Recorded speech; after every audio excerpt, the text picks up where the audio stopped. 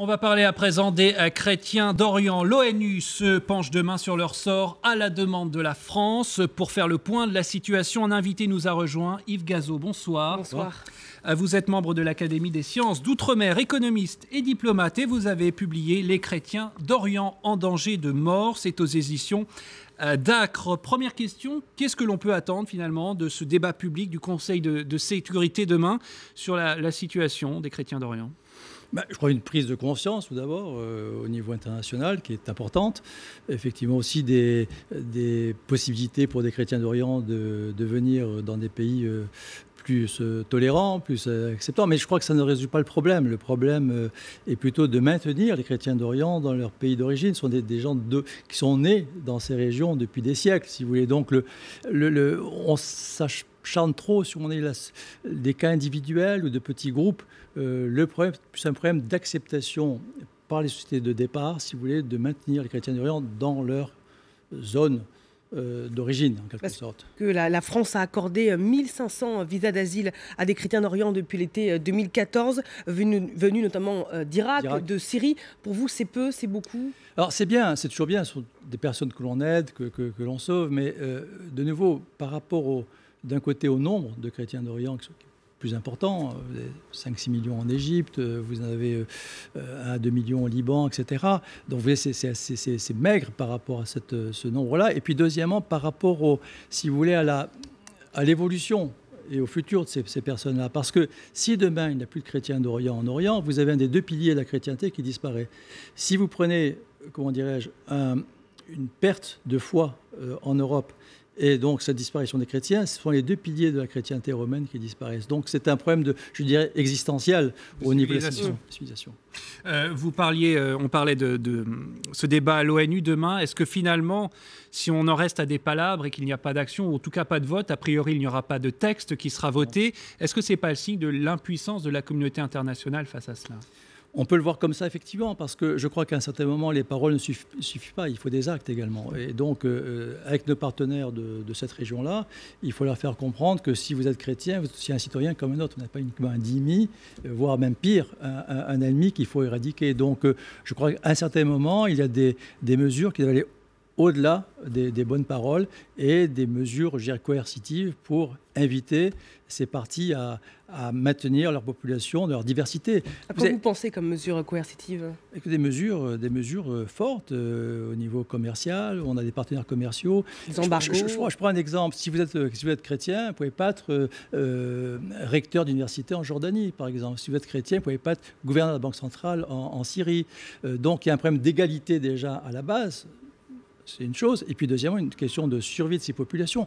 Le Moyen-Orient est une majorité de minorités, il ne faut pas oublier. Donc si vous supprimez ces minorités qui ont contribué au bien-être, à l'évolution de ce Moyen-Orient, vous créez aussi un vide dans cette zone-là. Mais est-ce qu'on peut se permettre des mesures coercitives, comme vous dites, notamment vis-à-vis de la Syrie, alors qu'on est dans un contexte très particulier avec cette lutte contre l'État islamique et qu'on ne peut pas forcément se permettre d'avoir beaucoup de fronts, de guerre en même temps, si je puis dire. Oui, vous avez entièrement raison. Moi, je ne pense pas à une situation de guerre à ce niveau-là, puisque c'est un peu le chaos, même un grand chaos, mais c'est plutôt au niveau des acteurs qui financent parfois ces groupes qui cherchent à éradiquer ces minorités chrétiennes qu'il faudrait agir, à mon avis. Et on n'a pas forcément fait dans le passé, que c'est comme le pays du Golfe, par exemple, qui ont joué un rôle malgré tout discutable. On a besoin d'alliés dans la zone.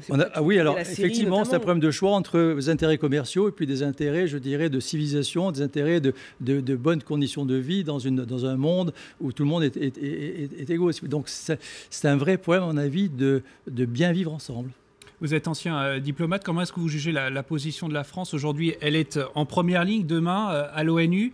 En même temps, il y a la position française sur la Syrie qui lie les mains, même si évidemment elle a sa justification par rapport au régime de Bachar al-Assad. C'est compliqué pour la diplomatie française. Vous savez, l'Orient est toujours compliqué par définition. Et malheureusement, on l'a souvent abordé de façon assez simple, comme disait le général de Gaulle. Donc je crois qu'avant tout, il faut prendre les problèmes de leur complexité et ne pas s'emballer. Peut-être que dans le passé, on l'a fait un peu trop rapidement.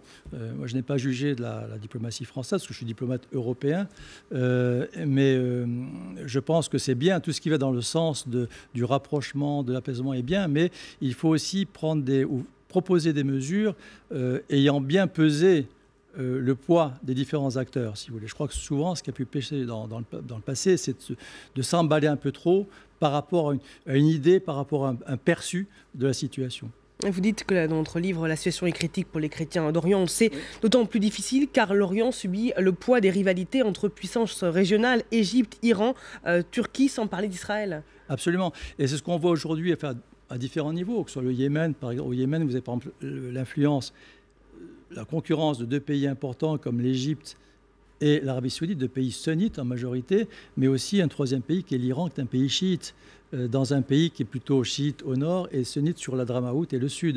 Donc vous voyez, et puis au-dessus, vous avez la première catégorie qui est la catégorie américaine et russe qui joue aussi son rôle. Donc dans tous ces conflits régionaux, locaux, vous avez des intervenants régionaux mais aussi internationaux.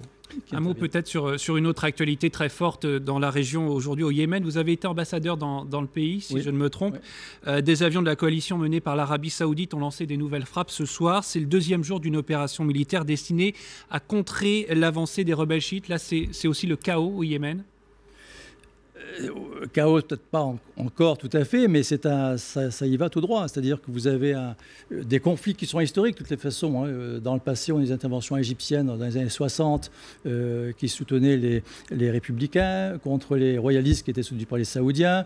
Pendant la guerre civile de 90, également, vous avez ce conflit entre le sud, communiste mais sunnite, contre le nord, conservateur mais chiite, intervention aussi des Saoudiens. Donc vous avez sans arrêt, il ne faut pas oublier, un retour des faiseurs de roi de la région, qu'ils soient saoudiens, égyptiens, qui interviennent. Donc on est malheureusement dans une continuation d'un cycle de chaos. Sauf qu'aujourd'hui, vous avez en plus un fait nouveau qui est Al-Qaïda ou l'État islamique qui complique encore plus la situation. Alors certains soupçonnent l'ancien président déchu, Ali Abdallah Saleh, d'être derrière ce qui se passe. Est-ce que c'est votre avis aussi ? En tout cas, vous avez des jeux d'alliance qui vont et qui viennent. Je n'ai pas d'éléments pour préciser ceci, mais oui, chacun essaie de défendre sa position. Parfois, on prend des alliances contre nature. C'est un peu le jeu du Moyen-Orient et de cette région qui fait ça. Est-ce qu'il y a un rôle à jouer à la France dans cette situation, puisque les États-Unis disent aujourd'hui qu'ils veulent envoyer des armes, du ravitaillement auprès de la coalition? Est-ce que la France pourrait s'engager sur ce nouveau front? Je ne peux pas juger la position de la France, mais je crois que c'est un pays qui est très compliqué au niveau déjà géographique.